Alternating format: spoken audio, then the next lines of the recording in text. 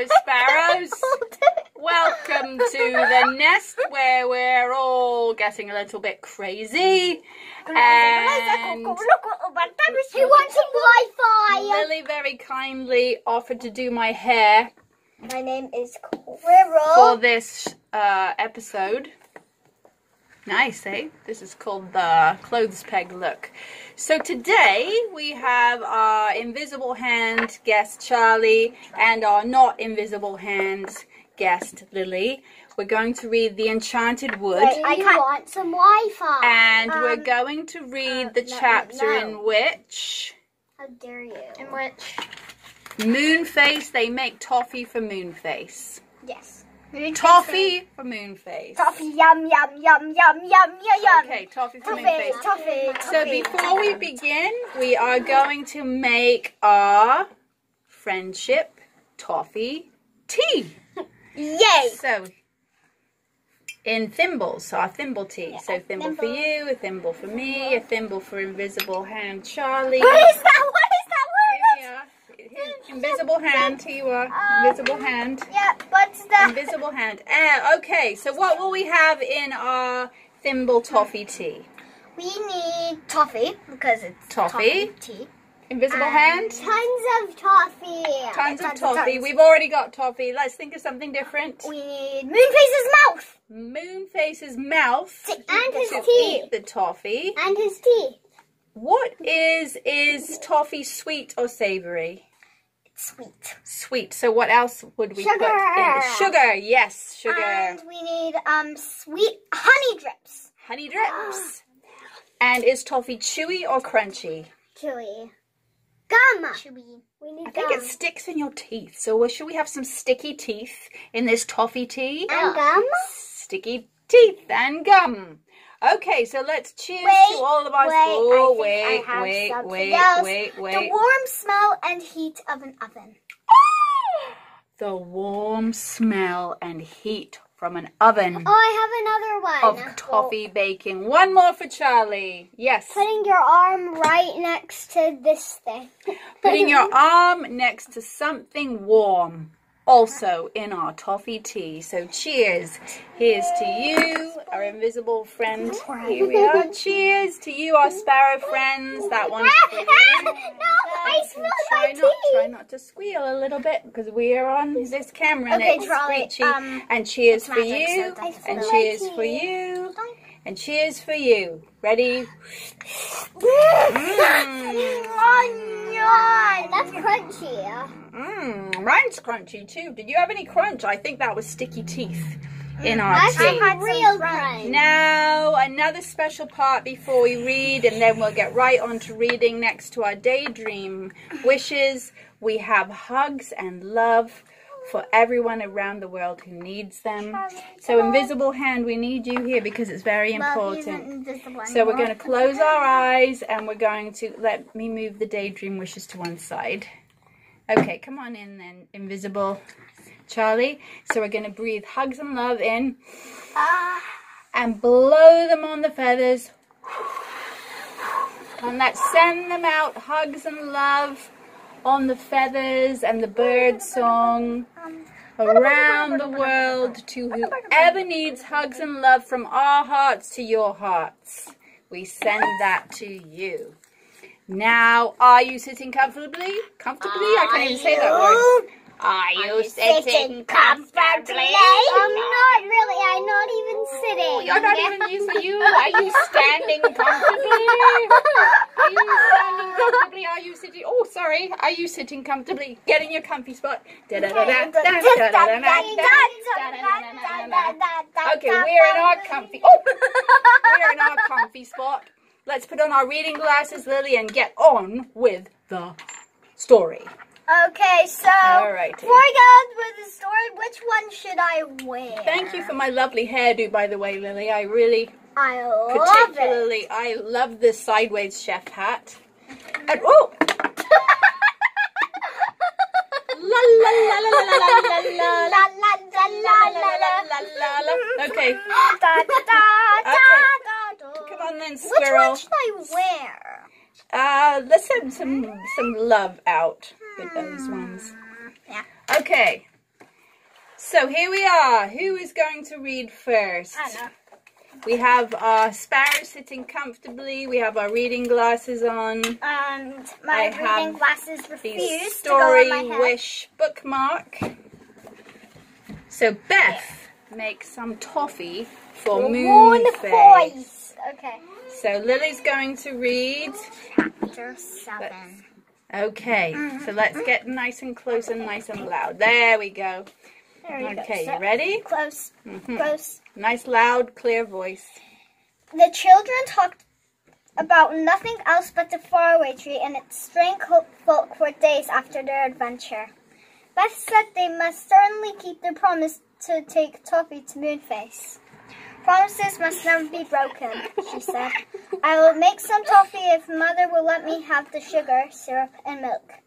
Then when it's done, you can take it to Moonface, Joe. Mother said that that's toffee. I told Daddy. Mother said they could make toffee on Wednesday after she had been to the shops. So on Wednesday, Beth set to work making the best, sweetest, and chewiest toffee she could. She set it in a pan on the stove. It cooked beautifully. When it had cooled, it was set nice and hard. Beth broke it up into small pieces. She put it into a paper bag, gave one piece to the others, and popped one into her own mouth.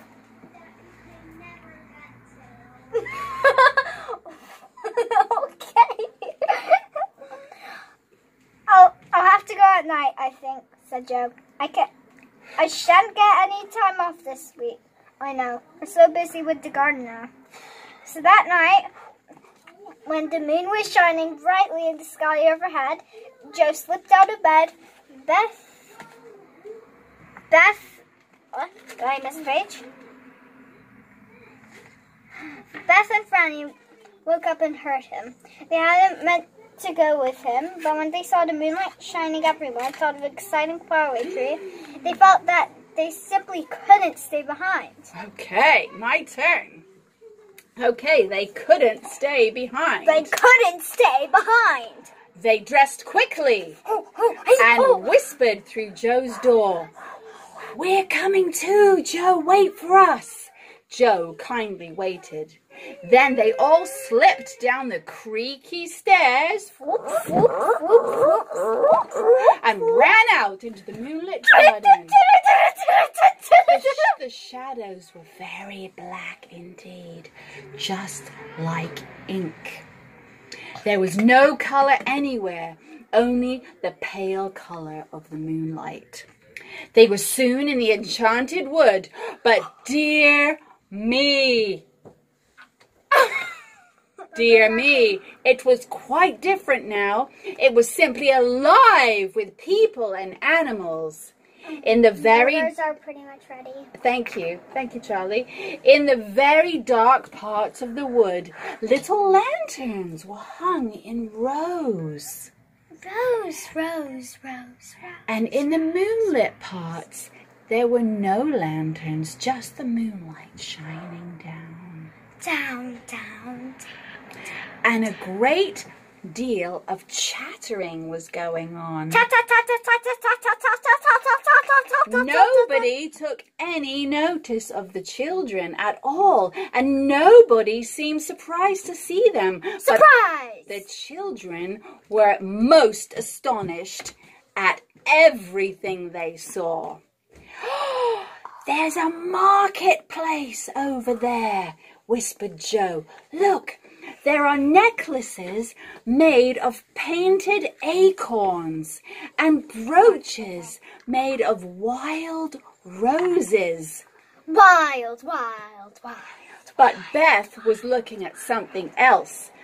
A dance was going on in the moonlit dell, which is like a clearing, with fairies and pixies chattering and laughing together.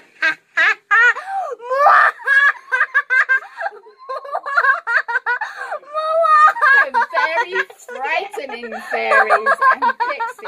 apparently were in the moonlit dell. And sometimes, when they were tired of dancing, the partners would fly in the air and dance in the moonlight. Franny was watching some elves growing toadstools. As fast as the toadstool grew, an elf laid a cloth on it and put glasses of lemonade and tiny cakes there. It was all like a strange dream. "Oh, I am glad we came," said Beth in delight. "Who would have thought that the enchanted wood would be like this at night?" Night.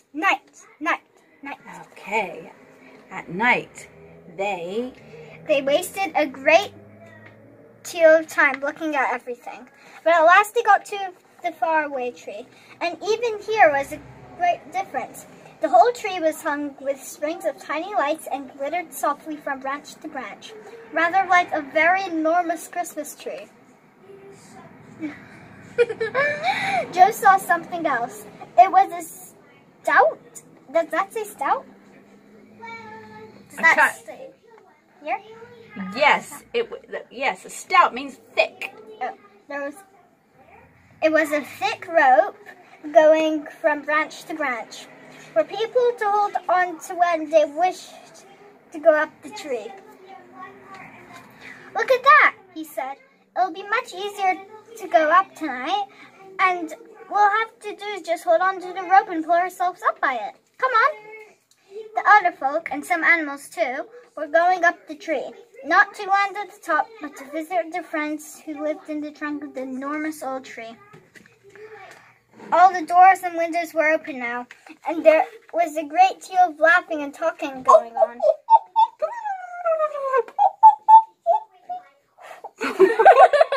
I think I sounded more like a chimpanzee then. Yeah, you did. Pixie's talking. The children climbed up and up. When they came to the window of the pixie who had been so angry with them last week because they had peeped in, they found that he was in a very good temper now, sitting smiling at his open window, talking to 3 owls. Wait, talking to 3 owls?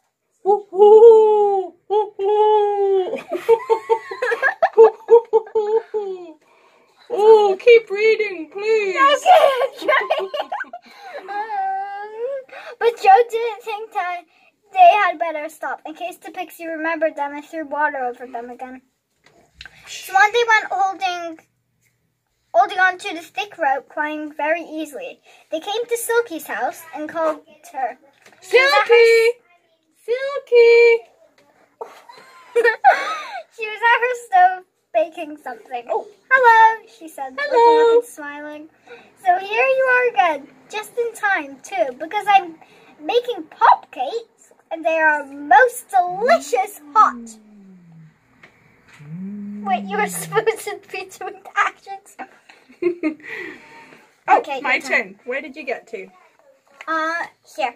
Oh, her silky golden hair stood out around her tiny face, which was red with baking. Joe took out of his bag the toffee. Toffee!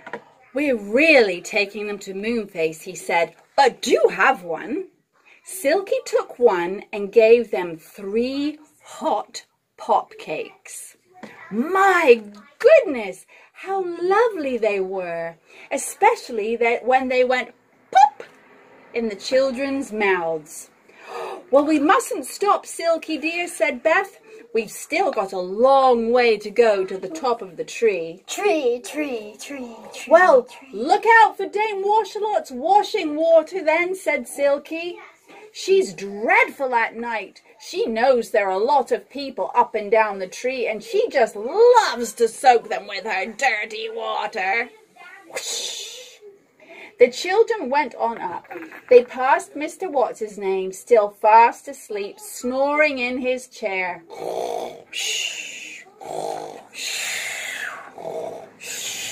And dodged Dame Washalot's water swooshing down the tree. Swish, swish, swish. Nobody swish, even got swish. splashed this time, and Franny laughed.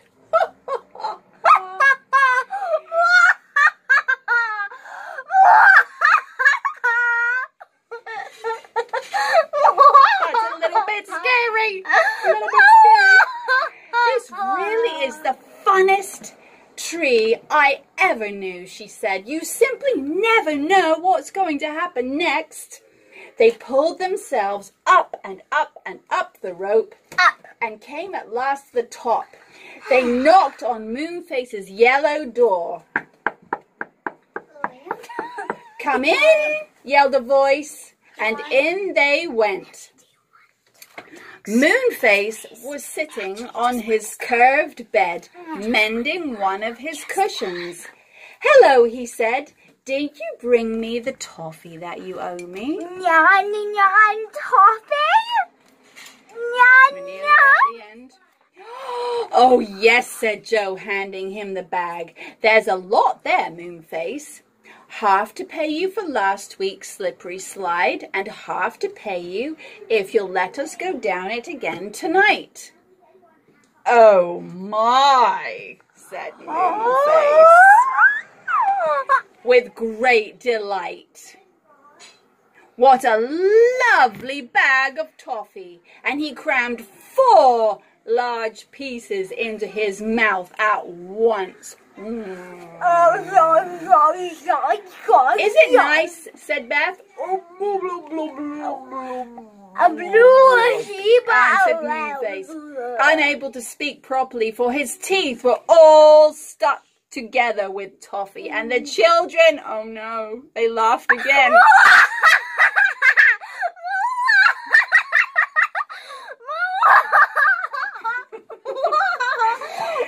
They had the scariest laughs that anyone had ever heard.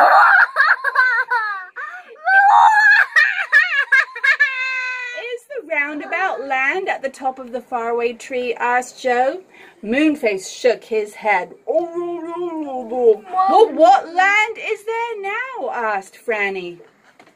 Moonface made a face and screwed up his nose. He said. And then Lily's going to finish the chapter. Okay, where did you? What land is there now? Oh, I said that one. Oh dear. Oh dear. We shan't be able to get anything out of him, and whilst he's eating toffee, said Beth. We'll just obble away. What a pity. I would have liked to know what a strange land was there tonight. I'll just go and peep, said Joe, jumping up. Moonface looked alarmed. He shook his head and caught hold of Joe. Oh, he cried. It's all right, Moonface. I'm only going to peep, said Joe. I shan't go in the land. Cried Moonface in a fright, trying his best to swallow Toffee so he could speak properly. Joe didn't listen. He went out of the door with the girls and climbed up the last branch of the faraway tree. What a strange land was above this time? What strange land was above this time? Joe peered up through a dark hole in the cloud, through which a beam of moonlight shone down. Came to a little ladder that ran up in the hole of the cloud. He climbed up. His head poked down to the land at the top. He gave a shout. Beth! Franny! It's kind of ice and snow. There are big white bears everywhere. Oh, do come and look. Big white bears? Big white bears? Polar bears! Polar bears! At the top of the faraway tree. Okay, what are polar bears doing up there? Polar bears. How do polar bears get in the sky?